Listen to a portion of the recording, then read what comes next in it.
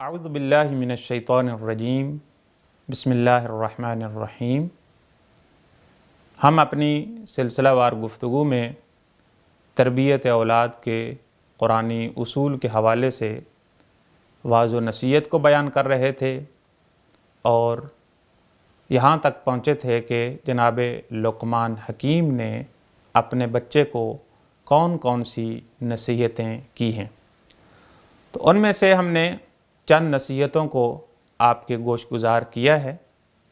آج ہم سورہ لقمان کی آیت نمبر 18 اور 19 کے ذیل میں ان نصیحتوں کو بیان کرنا چاہیں گے کہ خداوند متعال کا ارشاد گرامی ہے کہ جناب لقمان اپنے بیٹے کو نصیحتیں کرتے ہوئے فرماتے ہیں وَلَا تُصَعِّرْ خَدَّكَ لِلنَّاسِ وَلَا تَمْشِ فِي الْأَرْضِ مَرَحًا ان اللہ لا يحب كل مختال فخور، کہ جناب لقمان حکیم اپنے بیٹے کو فرماتے ہیں وَلَا تُصَعِّرْ خَدَّكَ لِلنَّاسِ، کہ آپ اپنے چہرے کو لوگوں سے نہ پلٹائیں، روگردانی اختیار نہ کریں، یعنی تکبر نہ کریں۔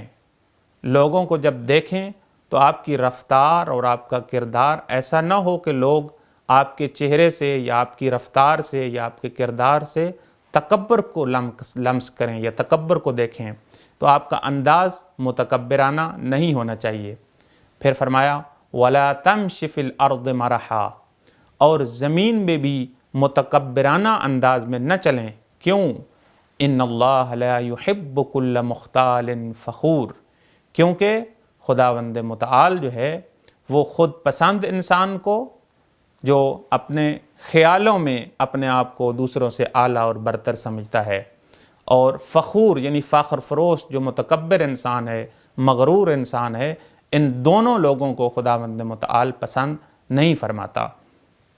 تو ناظرین گرامی دیکھیں، اس آیت میں جناب لقمان حکیم نے اپنے بیٹے کو تکبر سے دوری کی نصیحت کی ہے، اور اس کے بعد والی آیت جو 19 نمبر آیت ہے اس میں فرمایا وَاقْصِدْ فِي مَشْيِكَ وَاغْضُضْ مِنْ صَوْتِكَ إِنَّ أَنْكَرَ الْأَصْوَاتِ لَصَوْتُ الْحَمِيرِ، کہ وَاقْصِدْ فِي مَشْيِكَ، کہ اپنے چال چلن میں میانہ روی اختیار کریں، اعتدال اپنائیں، وَاغْضُضْ مِنْ صَوْتِكَ، اور اپنی آواز کو دھیما رکھیں، آہستہ آواز میں بات کریں۔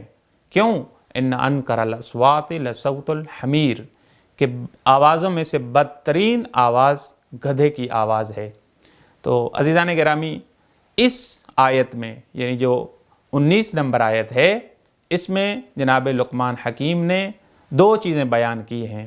ایک تو آداب بیان کیے ہیں، وقصد فی مشیک، چلنے کے آداب بیان کیے ہیں، اور دوسری چیز جو بیان کی ہے وقصد فی مشیک وغضض من صوتک، اور بولنے کا انداز بیان کیا ہے، بولنے کے آداب بیان کیے ہیں۔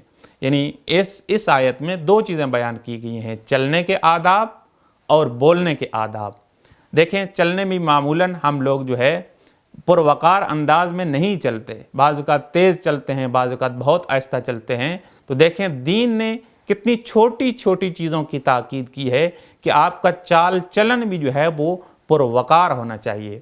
اور اسی طریقے سے پھر دوسری بات کی کہ وغضض من صوتک، اپنی آواز کو بھی دھیما رکھیں، آہستہ آواز میں بات کریں۔ آپ دیکھیں بہت ایسا ہوتا ہے، دیکھنے میں آتا ہے کہ ٹاک شوز ہو رہے ہیں یا کسی محفل میں کچھ دوستان آپس میں مل بیٹھے ہیں، تو ایک آدمی جو ہے اپنی بات منوانے کے لیے اتنی اونچی آواز میں بات کر رہا ہوتا ہے، اتنی اپنی انرجی ضائع کر رہا ہوتا ہے کہ جبکہ اسی بات کو انسان آہستہ آواز میں اچھے طریقے سے بیان کر سکتا ہے۔ دیکھیں اسلام دین جو ہے وہ کتنا مہم ہے، قرآنی اصول کتنے مہم ہیں، اور کتنی انہوں نے چھوٹی چھوٹی باتوں کو اہمیت دی ہے۔ تو دعا ہے کہ خالق کائنات ہمیں ان قوانین کے اوپر عمل کرنے کی توفیق عنایت فرمائے۔ وآخر دعوانا ان الحمد للہ رب العالمین۔